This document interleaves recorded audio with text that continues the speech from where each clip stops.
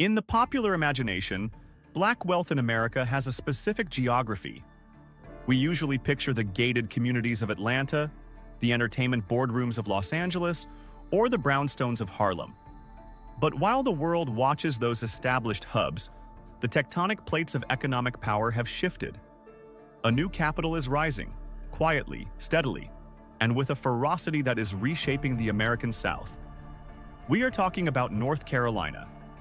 From the banking towers in Charlotte to the biotech labs in the Research Triangle, a new class of power players has emerged. These are the 15 richest Black women in North Carolina. Number 15. Georgie Nakima, the visual alchemist. We begin our countdown not with a bank account you can see on a stock ticker, but with an asset class that has quietly outperformed the S&P 500 for decades: fine art and cultural equity. In the booming cultural economy of Charlotte, Georgie Nakima is not merely a painter. She is a visual architect of the city's rapidly evolving identity. Known artistically as Garden of Journey, Nakima represents the creative capital that fuels the revitalization of urban spaces. In the modern real estate market, art is no longer just decoration, it is a valuation multiplier. Developers and city planners have realized that placemaking, the act of turning a generic concrete block into a destination, requires a visual soul. Nakima provides that soul. From the plotted streets of Charlotte's historic West End to international commissions, Nakima has scaled her brand from canvas to concrete. She works with corporate giants and municipal bodies who understand that associating with authentic Black art is a mandatory branding strategy in the New South. Her murals do more than beautify. They signal to investors and residents alike that a neighborhood is arriving. Her wealth is built on the modern creator economy model, which is distinct from the starving artist trope of the past. This model relies on high-ticket corporate commissions, licensing deals, and the appreciation of original works. When an artist reaches Nakima's level of visibility, their signature becomes a brand partnership.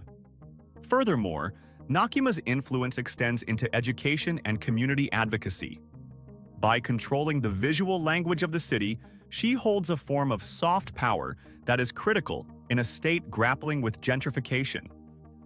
She ensures that as the skyline changes, the history and the faces of the community are literally painted onto the infrastructure. She sits at number 15, not because she is a billionaire, but because she controls the visual currency of the wealth that surrounds her. In the new North Carolina, your imagination is your most liquid asset, and Georgie Nakima has diversified her portfolio. Number 14. Lori Jones, the supply chain sovereign.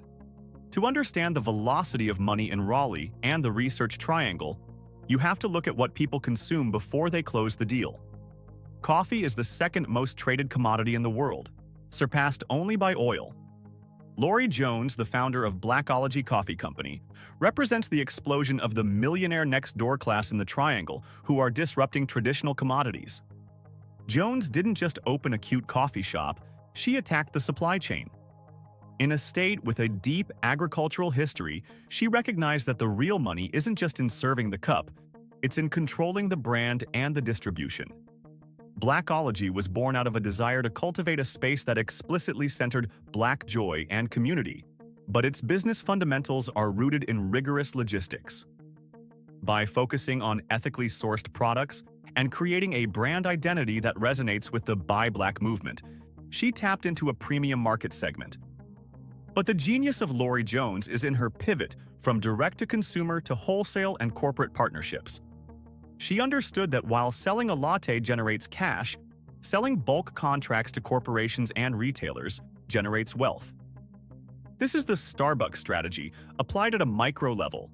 Build a brand that signals a specific lifestyle and identity, then scale the distribution until it becomes unavoidable. Jones pivoted from a career in corporate stability to the volatility of ownership, representing the modern North Carolina hustle where the ceiling is determined only by how much product you can move. Her success highlights a growing trend in North Carolina: the shift from service to product. Service businesses require your presence. Product businesses can scale while you sleep. By positioning Blackology as a premier roaster in a region obsessed with craft beverages, She is building a micro-empire that is rapidly becoming a macro player in the state's hospitality sector. Number 13. Diamond Weems, the customization queen. Parallel to the rise of artisanal coffee is the explosion of the beauty experience economy, and sitting at the helm of that shift in Charlotte is Diamond Weems.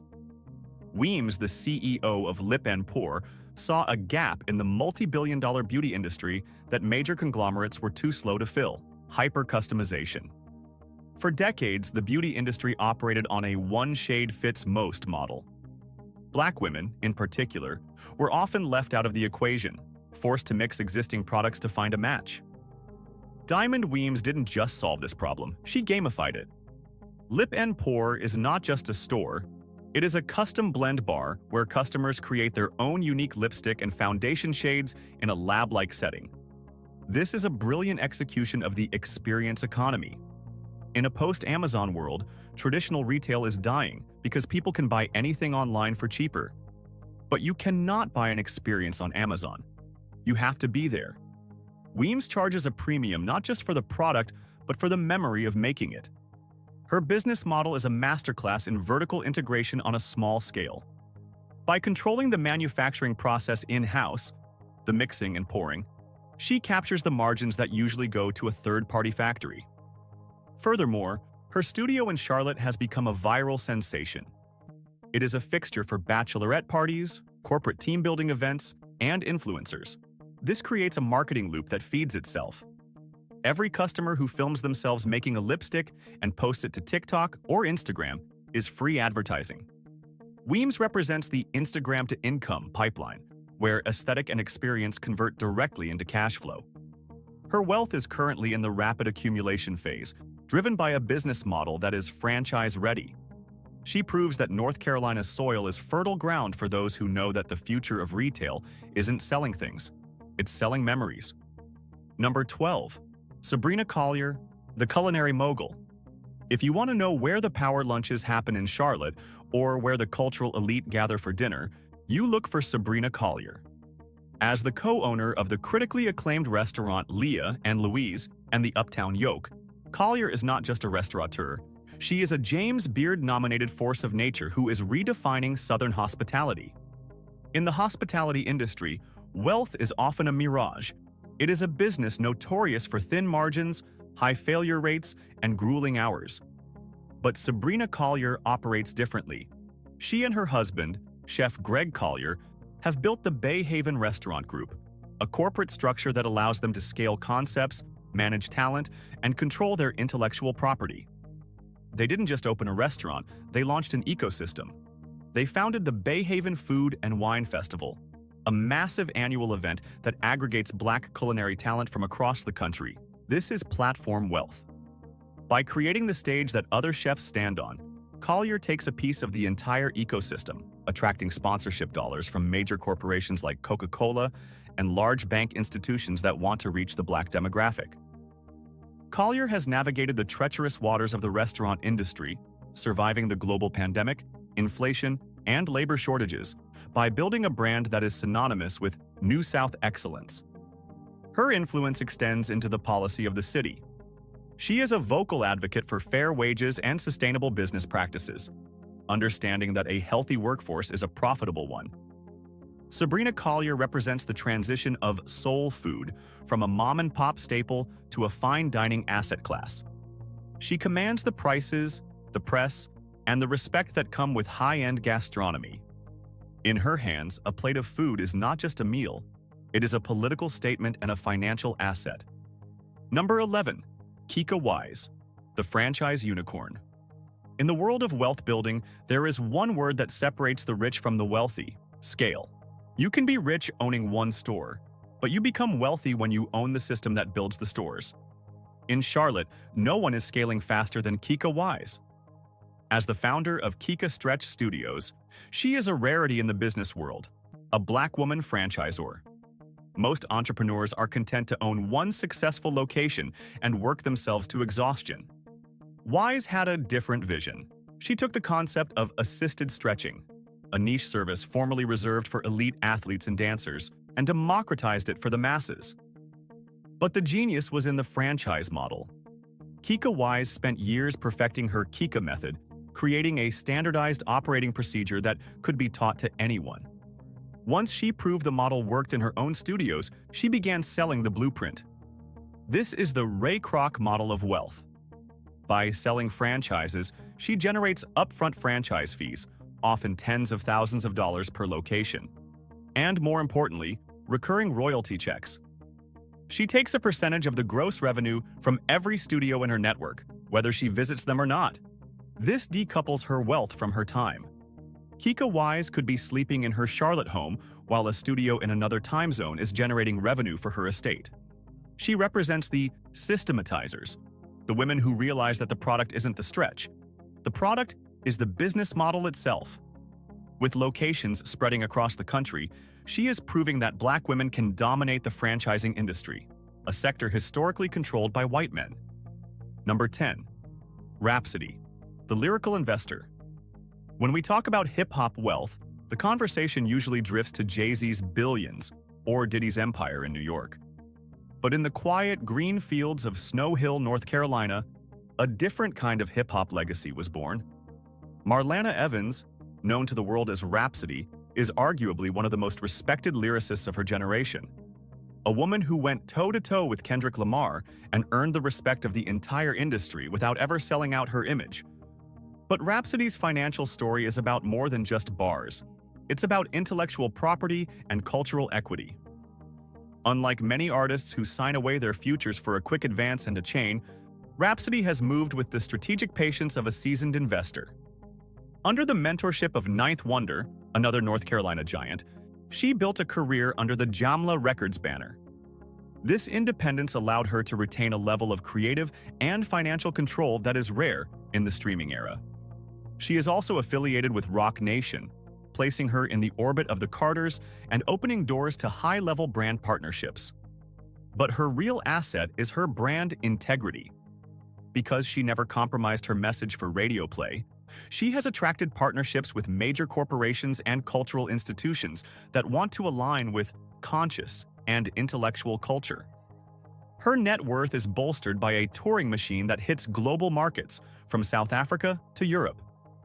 In the music business, touring is where the immediate cash is, but the catalog is where the generational wealth lives. Rhapsody is playing the long game. She represents the creative capital of the state. Proof that you don't have to move to New York to influence the culture.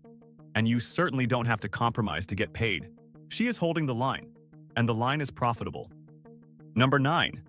Ariana DeBose, the Hollywood powerhouse. If Rhapsody holds down the music front, Ariana DeBose is conquering Hollywood with a Carolina smile. Born in Wilmington and raised in Raleigh and Wake Forest, DeBose is the explosion of talent that happens when North Carolina's robust arts education meets pure ambition. She didn't just stumble into fame, she trained for it, cutting her teeth at the CC & Co. dance complex in Raleigh before launching herself onto the Broadway stage. But her placement on this list is defined by one specific moment: winning the Academy Award for Best Supporting Actress for her role as Anita in Steven Spielberg's West Side Story. In Hollywood, an Oscar is a financial multiplier. It is not just a trophy, it is a negotiation tool. Winning an Academy Award moves an actor into a different tax bracket. It opens the door to first-dollar gross deals, massive brand ambassadorships, and executive production credits. DeBose has leveraged this moment perfectly, moving from stage to screen to voice acting, starring in Disney's Wish, and hosting the Tony Awards multiple times. Her wealth is currently in the rapid accumulation phase. She is securing contracts that were previously closed to Afro-Latina queer women, but her connection to North Carolina remains the grounding wire of her story. She represents the state's ability to produce world-class talent that can command 8-figure career earnings. Ariana DeBose is the new face of the NC to NYC pipeline, proving that the road to the red carpet runs straight through Wake County. Every role she books now is a deposit into a portfolio built on the foundation of Southern discipline. She is not just an actress, she is a burgeoning media enterprise. Number 8. Dr. Goldie Bird, the intellectual asset. North Carolina is a global hub for medicine. Between Duke Health, UNC Health, and Atrium Health in Charlotte, the medical economy is the state's lifeblood. Rising to the top of this sector are Black women who have transitioned from practitioners to power brokers. Dr. Goldie Bird is the epitome of this medical matriarch class. As the director of the Maya Angelou Center for Health Equity at Wake Forest University School of Medicine, and previously a dean at North Carolina A&T State University, she operates at the intersection of academia, massive federal grants, and pharmaceutical consulting. Dr. Bird is a pioneer in Alzheimer's research, specifically focusing on the genetic and environmental factors affecting African Americans. In the world of high-level medical research, wealth is generated through a combination of executive salaries, grant management, which can run into the tens of millions, and consulting fees for pharmaceutical companies desperate for data on diverse populations. Women like Dr. Bird are not just earning doctors' salaries, they are managing the infrastructure of health. They sit on hospital boards, influence where healthcare dollars are spent, and own the intellectual property derived from their research. In the research triangle, Black female researchers are increasingly founding their own private practices and biotech consultancies. This is intellectual capital, converting into real estate and generational savings. They are the quiet millionaires, the ones whose wealth is hidden behind lab coats and board certifications, but whose impact on the economic health of the Black community is immeasurable. Dr. Bird represents the brain trust of the state. Her wealth is secure, recession-proof, and deeply impactful. Number 7. Ebony Thomas, the banking baroness. Charlotte is the second largest banking center in the United States, affectionately known as the Wall Street of the South. It is the headquarters of Bank of America and the eastern hub for Wells Fargo. Sitting near the top of that financial pyramid is Ebony Thomas. As the president of the Bank of America Charitable Foundation, she controls the flow of hundreds of millions of dollars in philanthropic capital. But do not mistake charity for a vow of poverty. In the corporate world, the executives who manage the reputation, the ESG, environmental, social, and governance, strategies, and the community investments of a trillion-dollar bank are compensated like the elite strategists they are. Ebony Thomas is a power player who sits at the table where the biggest deals in the city are discussed. Her personal wealth is built on the executive compensation package of a major financial institution, a mix of high base salary, performance bonuses, and stock options that vest over time. These golden handcuffs create significant wealth accumulation for those who can survive the pressure of the C-suite. She represents the corporate elite of Charlotte. These are the women who have navigated the glass ceilings and the concrete walls of the banking industry to reach the top. Her influence allows her to shape the economic destiny of the city, directing funds to housing initiatives, education, and small business development. She lives the lifestyle of a high-powered financier, but her real flex is her Rolodex. When Ebony Thomas calls, the city answers. She proves that you don't have to start a business to get rich. Sometimes, you just have to run the biggest business in town. Number 6. Michelle Baker Sanders, the corporate and civic strategist. Wealth is not always about who has the most cash in the bank today. Sometimes it is about who controls the flow of money for everyone else. Michelle Baker Sanders sits at that intersection of private wealth and public power. A native of Belle Haven, North Carolina, Sanders didn't start in politics. She spent over 30 years climbing the ladder of the biotechnology and pharmaceutical industries, two of the most lucrative sectors in the world. Before she became North Carolina's Secretary of Commerce, Sanders was a high-ranking executive at Biogen, a biotech giant with a massive footprint in the Research Triangle Park. In the corporate world, an executive of her stature commands a compensation package that includes heavy stock options and performance bonuses,